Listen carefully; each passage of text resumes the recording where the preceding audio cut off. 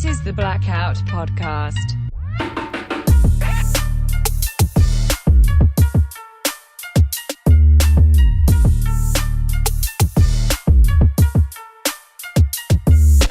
Hey, welcome to the Blackout podcast, where I get to talk with amazing people that do amazing things. And I'm very, very blessed to have my friend Bahia here today. And I'll just let you take it off from here. Tell me a bit more about yourself. All right. Well, my name is Bahia, and by trade, I am an industrial engineer, but I kind of have been on a very unique journey since 2013. And although I still work one day a week as a professional, I spend the rest of my time doing guided meditations and energy work. So energy work is? Energy work, it's a very broad, I want to say discipline. There's a lot of terms that people will refer to like Reiki or Reiki. And I don't necessarily have a term for what I do. It's very unique. It's very individualized. But if I had to put some sort of label on it, I would call it shamanic healing. Oh, okay. Yes. So what kind of people come to you? Well, there's a range of people. This morning, I had a session with a 10-year-old girl and her father, both separately. Yeah. But I have a lot of people who tend to want to see me are those who feel stuck. So there's something that they can't quite explain. Something's going on, a pattern in their life they can't quite break. They can't move forward. They just feel like it's out of their control. And then somehow through word of mouth, they'll hear about me and they'll come into I call it my magic room. And in my magic room, things just happen. Yeah. And it's hard to put into words because if I had to use a word, it's transcendence. So it's something that kind of bypasses the cognitive mind, and it brings us into another state of consciousness. And it's very powerful, very individualized, because we're all different. When you think about our fingerprints, each one of us has a unique fingerprint. So each one of us has a unique energy signature. And what I've discovered through my own personal journey is I just have this gift of reading people's energy and then being able to work within so many different realms of sound predominantly, but also now working more with my hands and color therapy, which is very fascinating in and of itself, but to begin to move energy through the body. Yeah. Talking about moving energy, the thing you spoke about saying everyone has a type of energy, and when there's space, they leave a bit of that there, and then you do this cleansing. Yes. Different ways of doing that. I'm a firm believer of, I call it like spiritual hygiene. So we have personal hygiene. So we have a shower, we brush our teeth.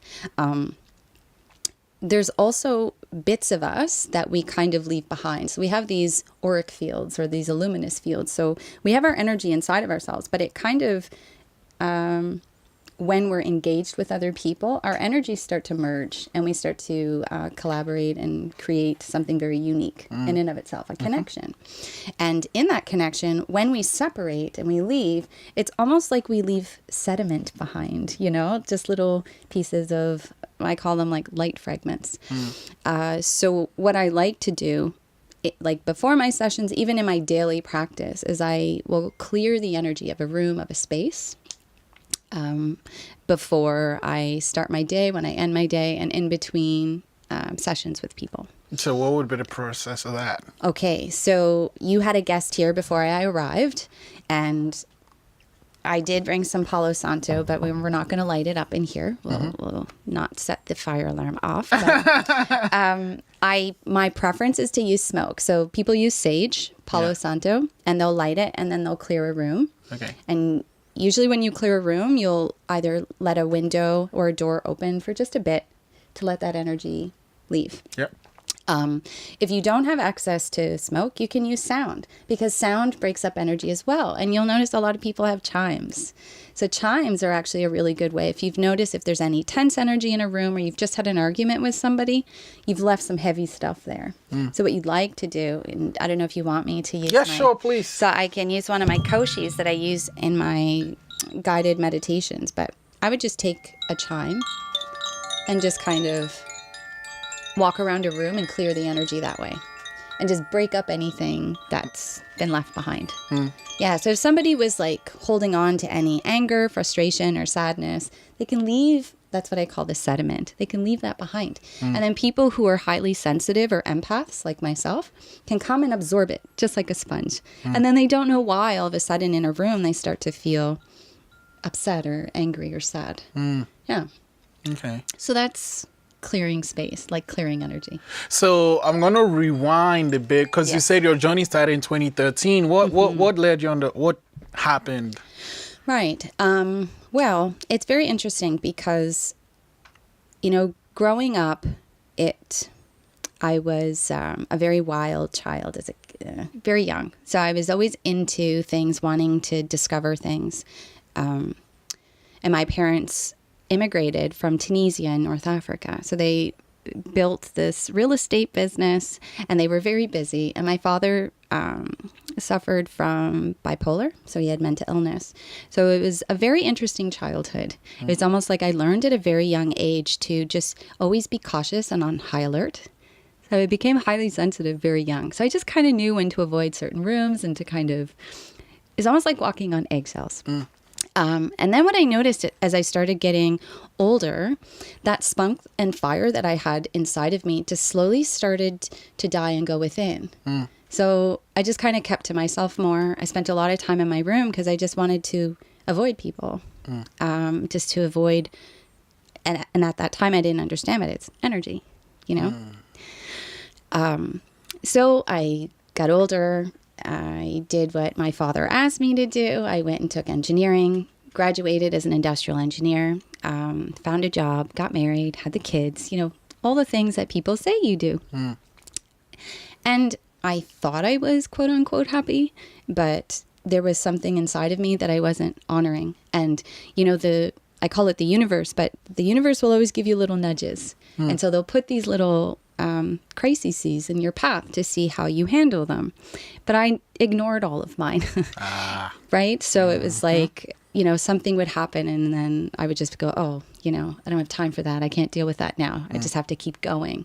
And I call it the hamster wheel. So we're just kind of in this hamster wheel of life, right? Just running and going nowhere. We're just going, we're just doing what we have to do because that's what society tells us to do. Yeah. But then in 2013, something happened, and everything that I thought I knew ceased to exist. I was at work, and I had just come back from a girls' trip in South Beach. There was a lot of partying, and there was 6 females. And, I thought maybe I was coming back a little bit dehydrated or hungover. But I was sitting at my desk, and then all of a sudden I just started shaking, and nothing felt right inside. And so I had one of my coworkers drive me to my doctor, and I didn't have... That's serious? Oh, yeah. Wow. I was panicking. I was having, I would call it an extreme anxiety attack. At that time, that's what I knew it to be. But now I call it a spiritual breakthrough. So essentially what had started was my inner revolution that day. So I went to the doctor. I didn't have an appointment, and you can just imagine I'm back from South Beach, so I'm kind of tanned, a little burnt because I fell asleep on the beach after a little too much vodka. So I was slightly burnt on the face, and I was shaking, I was crying. And this particular doctor's office, there's multiple doctors. So there's 100 people in the waiting room, and I have to walk through a sea of people staring at me. So I just went to the receptionist and said, I need to see my doctor now. And she goes, do you have an appointment? I said, no, but just tell her it's Bahia and I need to see her now. And she went back. And because of the history of my father, I knew she would see me. So I had to wait. And so I remember it so clear. I was just standing up against a pillar and there was just tears like streaming down my face because I didn't know what was happening to me. I couldn't rationalize it. You know, as an engineer, everything has a process. It has an equation. You can analyze it and it has a probable outcome. Yeah. There's no manual. There's nothing. There's complete chaos inside. So my doctor saw me, and when she saw me, I just started crying, and she sent me home to sleep for 2 days. And in those 2 days, I can still remember how uncomfortable it was to be in my body. Like my brain was racing, my physical body was shaking, and I didn't understand why. And the only thing that felt good was for me to like lay on the ground. And I did this all intuitively. I didn't know why I was doing it. I just had to find a way to feel safe. And so I would just lay on the floor and I'd look up at the ceiling and then just tears would just stream. It was just a clearing. Something was happening. Yeah. So in a couple of days, I went back to my doctor and she gave me 2 choices. She said, I can give you a prescription for clonazepam. And I said no. And I was like, no. Because inside of me, I had seen the effects of what medication did with my father and the numbing of the feelings, of the emotions, and then the volatility of his moods. And I didn't want that. I wanted something deep inside of me. It was like, I have to figure this out because I don't want to numb it. I just told her, whatever this feeling is that's sitting right here, I want it out. So she goes, okay, so if you don't want to take the prescription, then go to yoga. And I was like, well, I don't do yoga. I'm not a yogi. Like at that time, I was wearing like tight jeans, heels. I drove an Escalade and I listened to hip hop. Like in my mind, we don't do yoga. I was like, is there anything else? And she's like, make a list of everything you do. Yeah. So I made a list of everything I did. And we did it together, and it was about this long. So it surpassed a sheet of 8.5 by 11, and not one of those things was for myself. Oh. It was for everybody else. You know, it's funny. I was actually on the drive-in today. I was listening to a song, and I just said there are so many people that they fix everything for everybody, and the one person they forget to think about is themselves. So yeah, that's what happened, and that's when I started. That was my aha moment. That's when it became clear, where I didn't know who I was. I couldn't see myself in this sea of things that I was doing for other people, because that's what I was conditioned to believe made me valuable. Ah, gotcha. So and so in that moment I had realized it's time to make a change, and I decided to make that change on my own terms, without the aid of medication.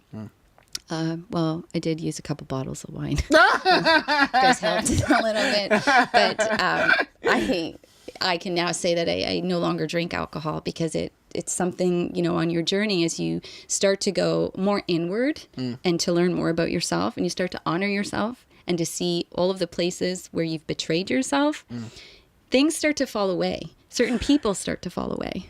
Isn't that a little bit heavy though? Yeah. I call them dark nights of the soul moments, where you have to look at yourself with such awareness, but also compassion, which we don't have for ourselves. But I had to get real, and I had to start to take accountability for my life and the choices that I was making. Because a lot of us tend to project. I'm not happy because so-and-so did this. And it's like, well, you allowed that behavior to happen. So what is it within you that's allowing somebody to treat you that way or to act in that manner?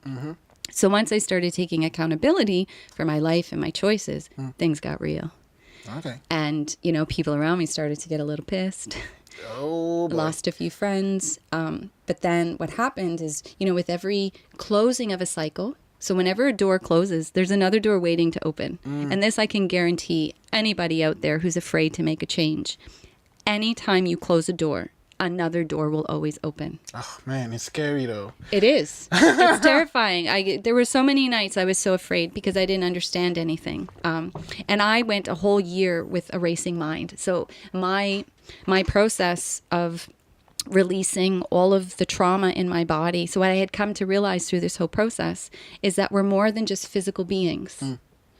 You know, we have a physical vessel that houses our soul, our spirit, and people can use different terms, whatever you want to call it, but we are light, and we are light that incarnate in a human body for a small, short amount of time to have an experience.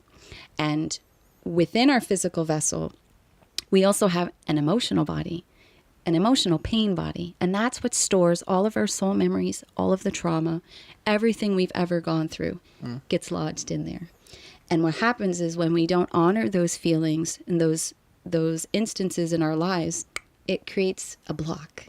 And those blocks accumulate. It's almost like when you buy a record and you play the record and it skips and it goes That's what happens in our body too. Wow. We get little scratches and dents in our spinning music of life. And through my own process of healing, I discovered my own innate gifts where I'm able to go into people to help find where that static is and that blocked energy is. That's correct. And we release it and we heal it. Yeah. Isn't that heavy for you? Because you know, so I'm thinking, you feel part of what they're feeling. Doesn't it get too much? And how do you now, after you've done this for these people, for all the people you do it for, how do you now take care of yourself? Right. Well, that was, that's what I had been doing in the beginning of my journey. I was like in training. So by healing myself and by learning to work with my own darkness, it's almost like I can call myself a shadow worker in a sense, because we're all made up of light and dark.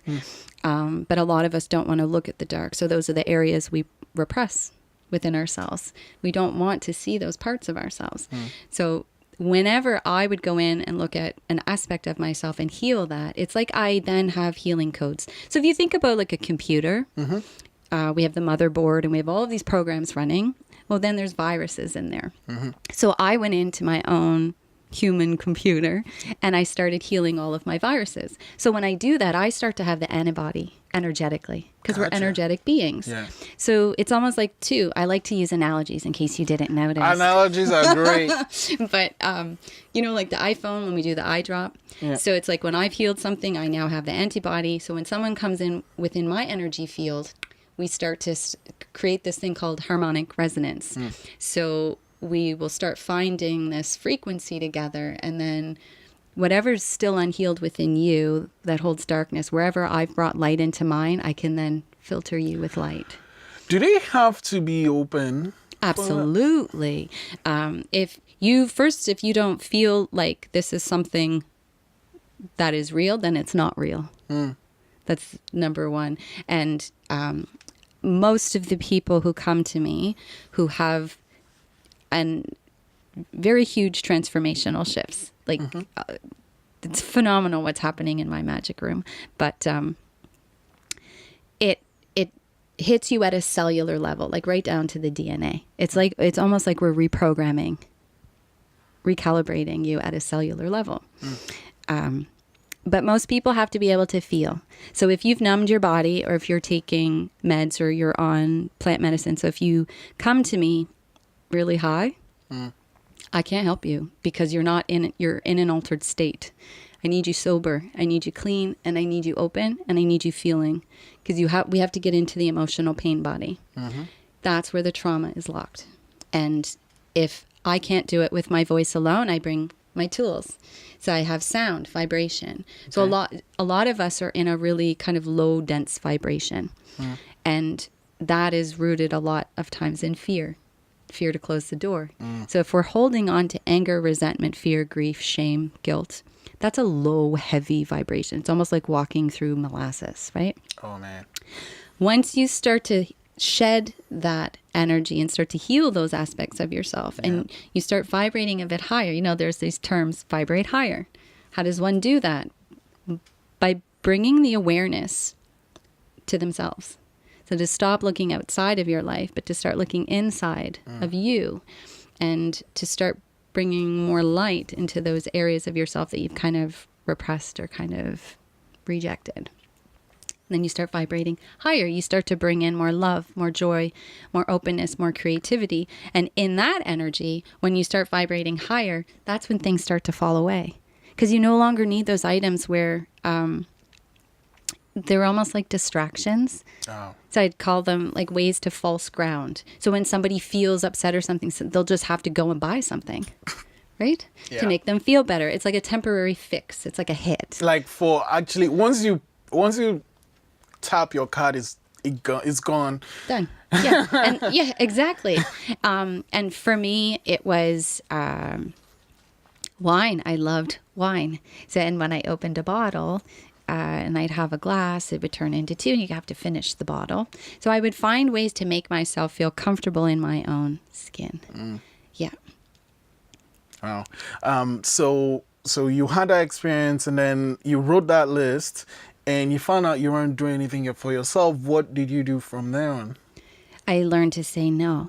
That's what I did. Yeah. I think there should be a course in schools for people just to say no. It's good that helping people is great, but my own analogy for that is when you're in a plane, they say when the gas mask comes on, you have to put your own first, right? Because if you don't put your own first, like, leave your baby will be okay for the 2 seconds you're going to put that thing on your face. So if you're not okay, you're not going to fix anything for anyone. That's right. Yeah. So learning how to say no is also learning how to create healthy boundaries. I didn't have boundaries. So, because I wasn't taught to love and honor myself, like as an oldest child of an immigrant family, the conditioned beliefs that were programmed in me were, you're the oldest, you have to take care of everybody, you are responsible. I was babysitting my brother and sister when I was in grade 4. My parents were busy, and they did create a financially stable life for us. But that sense of family and love and nurturing energy wasn't necessarily always there. When parents are just trying to survive, and there's no fault or blame when I share this. It's the truth. Yeah. It's that's how life was. So as a child, this is what you learn. And so through this whole awakening process, my inner revolution, I had to unlearn everything. Wow. Oh man, that's a difficult process. Very difficult. But it's actually, to me personally, I think it's actually more difficult to unlearn something than to learn it. Oh, yeah. Yeah. Yeah, because in the unlearning is where you start to feel the shame and the guilt.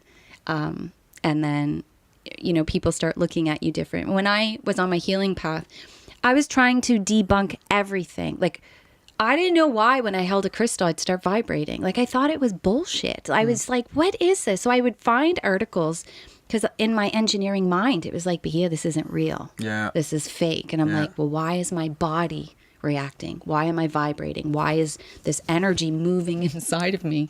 I had to learn. And I did do some shamanic studies in Vancouver, which is where I birthed my sacred drum, Braveheart.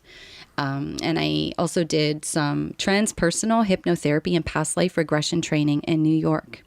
And it was in those areas where I learned how to heal myself and find people that I could trust. Energy is a very sensitive thing. When you go to get your hair done or to wax, you're going to go to somebody who has who's qualified, has a good reputation, and who you trust. It's the same with energy workers. You have to be very mindful of who you're going in there with and allowing them to, work with your energy. Yeah. It's really good to know how far they've met themselves, what their spiritual hygiene is and what their belief systems are. Because if they're still operating in a fear-based mentality, then they're going to instill fear in your session. Yeah. I'm running in pure love. So everything for me is from a healed state. And when I work with people, I'm a complete conduit. So ego is not involved at all. I just get to work and I'm honoring you. It's very sacred. And I'm just, like I said, it's hard to put into words. You just have to experience it. I just, whatever comes in, whatever I'm shown, I share and I just start doing. And everybody has a very unique and different experience. Not one person have I removed trauma from people the exact same way. Yeah, well, I was going to actually ask that because say the level of trauma, someone that has just one super negative experience and someone that from when they were 2, it's been trauma till they are 40.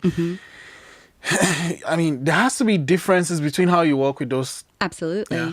And, this is why I feel like I do the group meditations, because there are people that have had one-on-one sessions with me where they get like the big breakthrough, but there's always the layers and the residual. And so when I offer these group meditations, it's more than just a meditation. This is like group healing. It's energy healing, and it's not just coming from me, it's coming from the whole group collectively. So something happens with our energies when we all start to merge. We create this container of power, and it's there when if you're holding an intention that you want to shift or move through something, you can do it.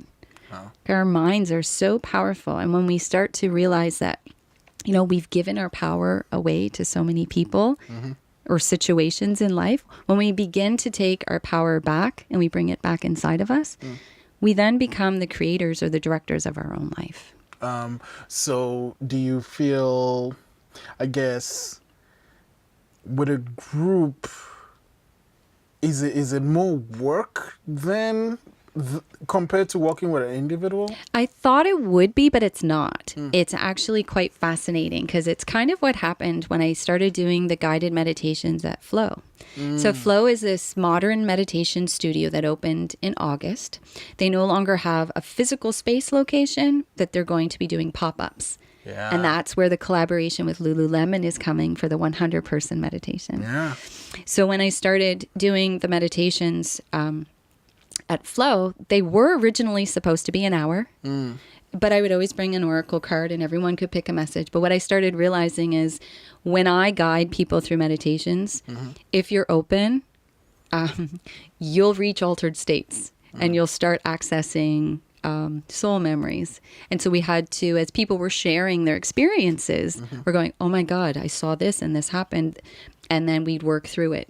And it was through there that I started seeing the power of the transformation between the group. So we're like a soul family now. Gotcha. And the amount of healing that has taken place, like these meditations are more than just that. I'm launching something new now where I'm going to be hosting more of these. And I'm going to be calling them Inner Revolution. So whoever's ready to, look at themselves at a deeper level, this is the place to be. It's a safe space, and it's going to give you an opportunity, if you're really ready, to move into a newer version of yourself and to heal at a cellular level. So it's not just putting a Band-Aid on it. We're healing it all the way down to the core so that you're no longer charged by something. So, if something happens to you and you relive the memory and you go, ooh, that happened. Yeah. Well, there's something about the work that I do that we go back in and we clear the charge. So there's no longer... It becomes neutral. So you can go back and revisit that memory and you're like, oh, that happened. Yeah. So you've healed it at its core. Yeah. So then you just see it now outside of you as a past memory. Instead of something that resides within, instead of it becoming your thing. That's right. Because we've now released it from the emotional pain body. So you want to tell me a little bit more about the 100 people? Yep. Thing with Lululemon? Absolutely. So this is going to be the largest meditation in Halifax, and it's taking place Sunday, March 10th from 6 to 8. And this particular meditation is going to be just a very general introduction to meditation. Okay. So I'll be working. So are you going to be using any of these things on the day? Yes. Like which ones? Well, my specialty is sound. Then that's what sound. People are Let's sound away. Yeah. So when I do my meditations, I always start with the drum, Braveheart. Yeah, so give me a little bit of background about Braveheart before Sure. Braveheart is a sacred drum that I birthed in Vancouver. As she carries healing medicine, and the medicine that she carries is rabbit and cobra. So for anyone who takes the spiritual path and wants to learn more about themselves, you will begin to realize that we are all connected in this planet Earth. Everything has a message for us. The elements, water, earth, rocks, trees, the cosmos, the stars, they're all messengers, as are animals. So animals, when we can connect into the energy of animals, they have personality traits that offer us messages. So with the rabbit is the caller of fears, and cobra is the energy of transformation. So when you think about serpent energy, serpents are constantly shedding skin, clearing out the old. So what Braveheart, her medicine is she calls out the fears, and then the cobra energy comes in and transforms and sheds the skin. And so when I do my meditations, I'll always start with some drum, but I always start with a body scan. And then when I get people nice and relaxed, we do a little drumming, a journey. And that's where people who are really open can, reach altered states. And some people stay present in the room and they're just having a very physical sensations in their body. They'll notice that there was a sharp pain that they had, that they came in with, that kind of popped and is now gone. Or they'll have tightness around their head and then that releases. That's energy moving and shifting. Our bodies already know what to do. We just have to find the stillness to allow it to heal itself. And sound can do that. Because what sound does is it goes into the conscious mind and it kind of allows it to just kind of take a back seat. It kind of distracts it because our conscious mind is our ego. And so it's trying to distract us and, keep us scattered. But the subconscious, which is what lives deeper inside of us, already knows what we need. And how long have you had Braveheart? Braveheart, I've had her since 2015. Oh, okay. So she's going on 4 years. And through her, I've had some pretty intense shamanic journeys myself, where I've retrieved sounds that I use. So I chant, and songs have come out through her that I use in my healing sessions as well. I remember you, when we met, you told me a story about actually taking it into to an indigenous settlement. Yes, absolutely. So I've actually worked with some of the ladies from the Millbrook community, and there was a ladies retreat where I was invited to bring Braveheart and my gifts to the community, and I was able to offer a wonderful weekend of healing for 15 indigenous women. How is that? Because, you're not indigenous, but No, but I feel like we're all indigenous, and this is kind of where I might lose a lot of people, and that's okay, because this is my belief system, and this is why my website is www.universalhuman.ca. So because of the work that I've done in the healing and the self-realization and the level that I've gotten to in my own consciousness, I see us all as universal beings. So nobody owns the earth, nobody owns anything. We're all visitors, and we all are the same, but we've all come and inhabited different bodies, different cultures, because we're here having different experiences, because we want to understand ourselves from a different perspective. So when I was doing, my healing journey and, learning all of these different things, in our DNA, there's, over 7 generations locked inside. Oh, wow. I didn't know that. Yeah. And in our soul memories and our Akasha records, we have from our very first incarnation, the work that I do, it kind of bypasses the cognitive mind. And it's energy that I feel like I've done, thousands of years ago. It sounds so twisted, but it's just old energy that is... It doesn't belong to anybody. It's just universal life force. And when you've been given the gift through awareness and consciousness, this isn't just something that happens for me. It can happen to anyone who wants to take the journey deep within to see what their unique gifts are. Yeah. And so for me, I don't see culture. I don't see color. I just see light. Okay, so you want to tell me a little bit more about this other guys, the Yes. crystal and the cards and the... So I have my Koshi chimes. So the Koshis people love. It's kind of like having a soul massage. So after the drumming, which is really intense for some people, Yeah. we kind of bathe them in the Koshis, which are very soft. And then I have my tuning forks, which I don't use these in the meditations. I do use these sometimes in my one-on-one sessions. Okay. These kind of go in. I don't know if you'd like me to put it on your hand. So. Oh, just hold it. Yeah, these are weighted forks where you can touch the body. So can you feel that vibration? Yeah, I did. Yeah. So a lot of the times when I check people's energy to see if there's anything stuck, I'll hold it here and I'll ask them how high up the arm do they feel it. Oh, okay. I'm not going to answer that. Okay, that's okay. But usually, if the energy is flowing, it can go all the way up, and some people will feel it all the way down. So that's an open channel. If it gets stuck anywhere along the body, that's when I start pulling energy. Okay. So that's what I use the tuning forks for. Okay. Yeah. And the crystal? Yeah, so the crystals, I see crystals now, and I surround myself with a lot of crystals. But crystals are like, if you think about it, USBs. So they've been around for millions, billions of years, and they hold all of the energy of the earth. So when we actually mine these crystals, you know, when you look inside of them, you know, there's energy locked in here. And so when we hold them, when we meditate with them, when we surround ourselves with them, it's like whatever vibration or frequency these crystals are holding. Okay. It's that harmonic resonance, you know, the iPhone drop that I was talking about earlier, where we start to acclimate to the energies of these. I remember when I first started working with crystals, my body was vibrating and I couldn't understand it. And I would sleep with them by my bed, and I could remember at nighttime, I could just feel like ripples running through my brain. It was just like this zzz, zzz, and I'm like, I don't know what the fuck's happening, but I just gonna surrender to this, whatever it is. There's some sort of downloading happening. It was fucked, but it was real for me. It's my truth, and truth can only be known by direct experience. Yeah. And I truly believe that this is not for everybody, but the ones who it is for, they find me, and good shit happens to them. Yeah, I agree. Yeah.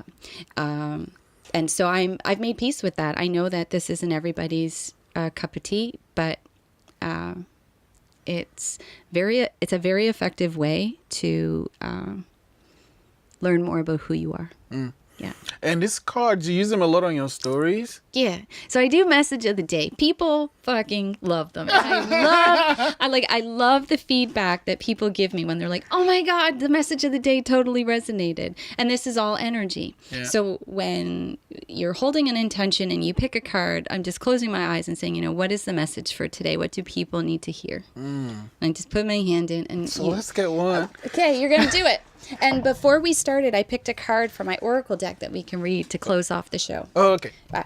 So you're gonna close your eyes. Oh, okay, sure. Close your eyes. You gotta do the energy hygiene now. All right. Okay.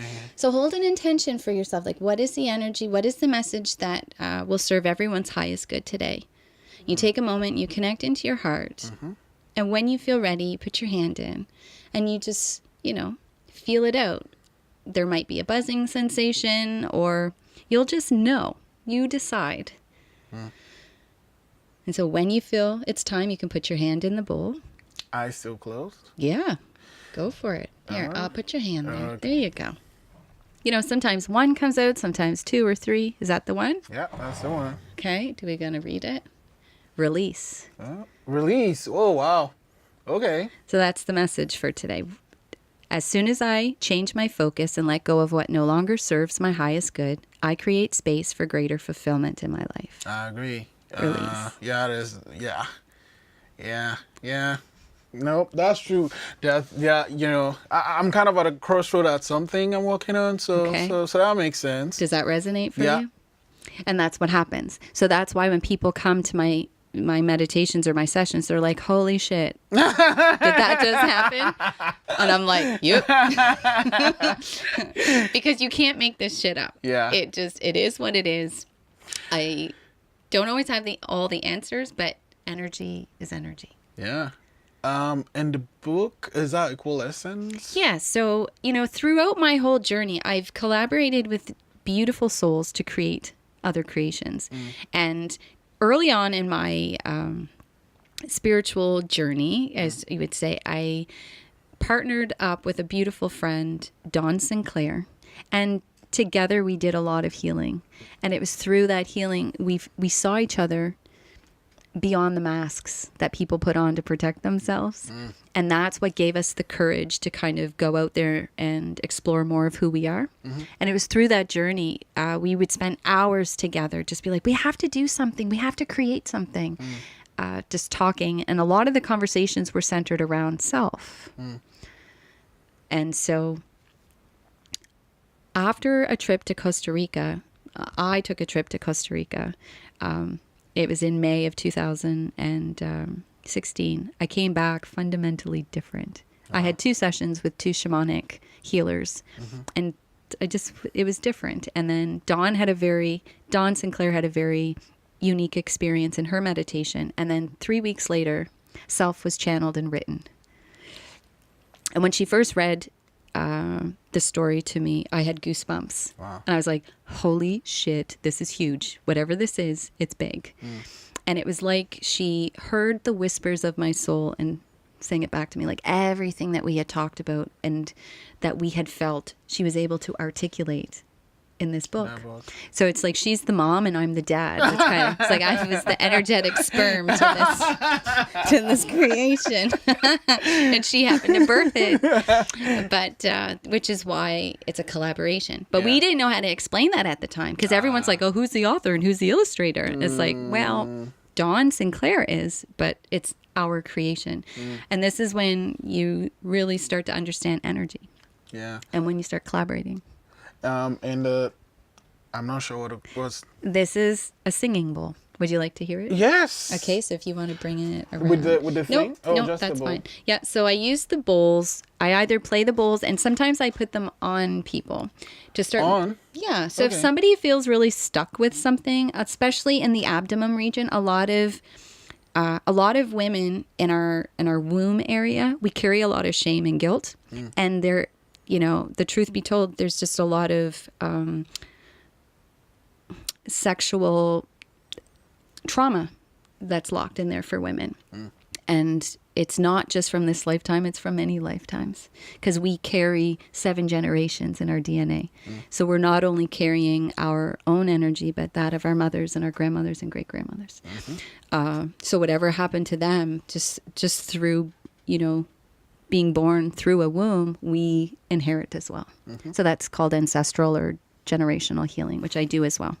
So the singing bowl can either be played like this.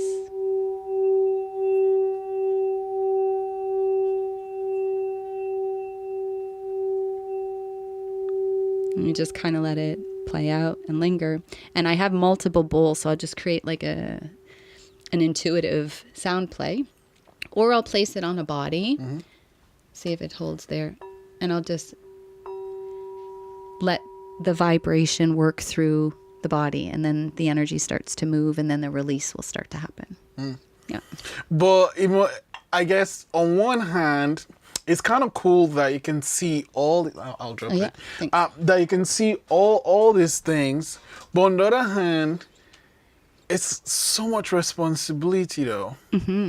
But I don't see it as a responsibility. And this is where it is. It's like when you start to live in your truth and you follow your natural rhythms, everything becomes effortless. Like I live my life and I just flow. It's hard to put into words, but it's just effortless. So when I work with people, I've heard some messed up things, things that, could actually imprint on me, but I don't hold on to it because I know it's not mine. I am not a sponge. I am an empath. So what I do is, like, when I work with people and I do a scan, I will feel where they're blocked in my body, but it comes as a hit. So it's very quick. I'm just like, ooh, there's like something pulling at my throat. It's almost like something sharp. And they're like, oh my God, my throat hurts. And I'm like, okay, so we'll start there.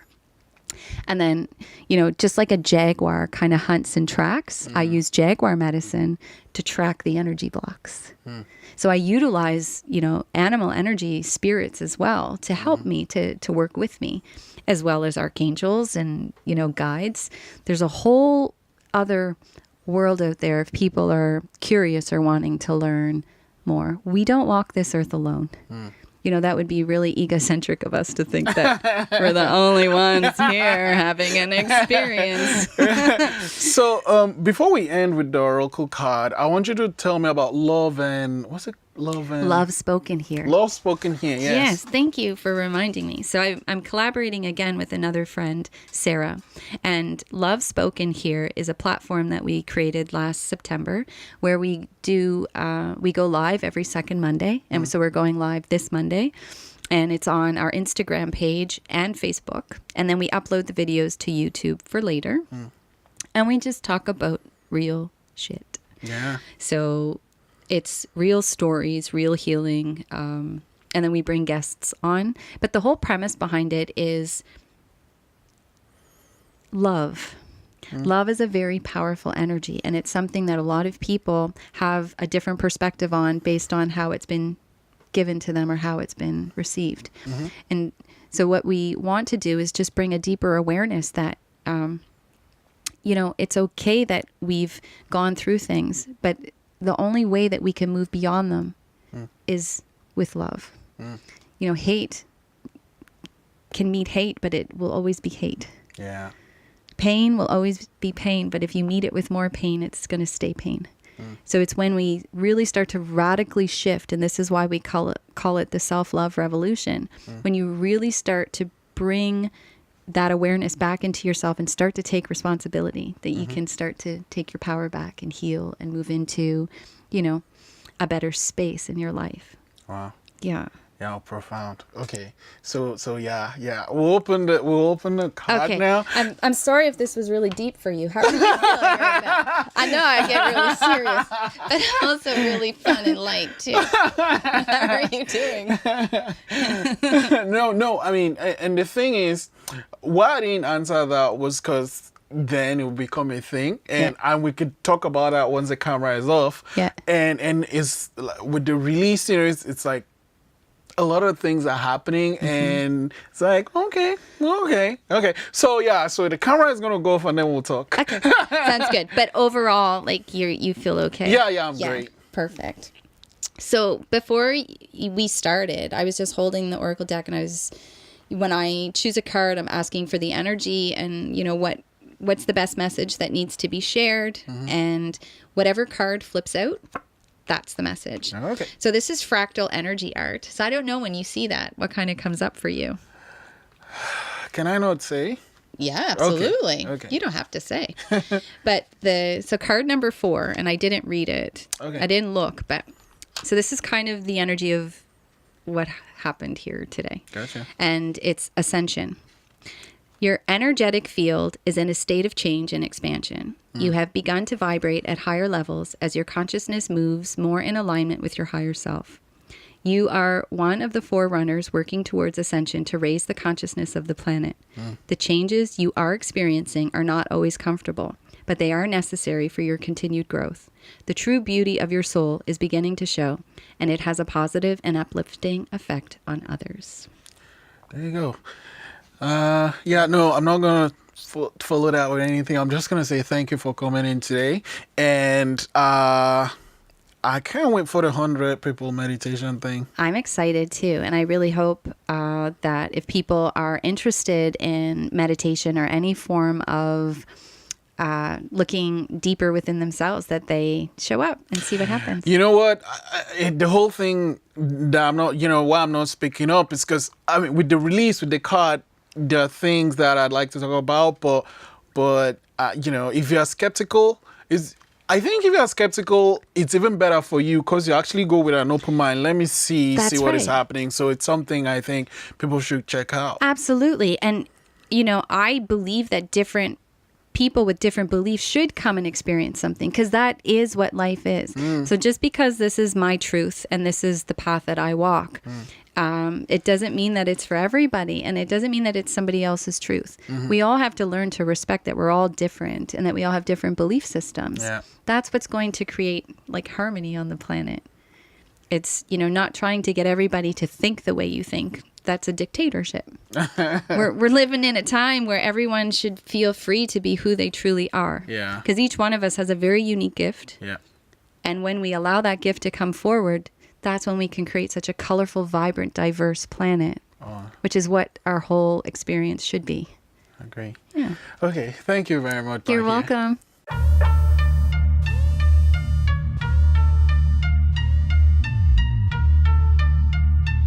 This is the Blackout Podcast.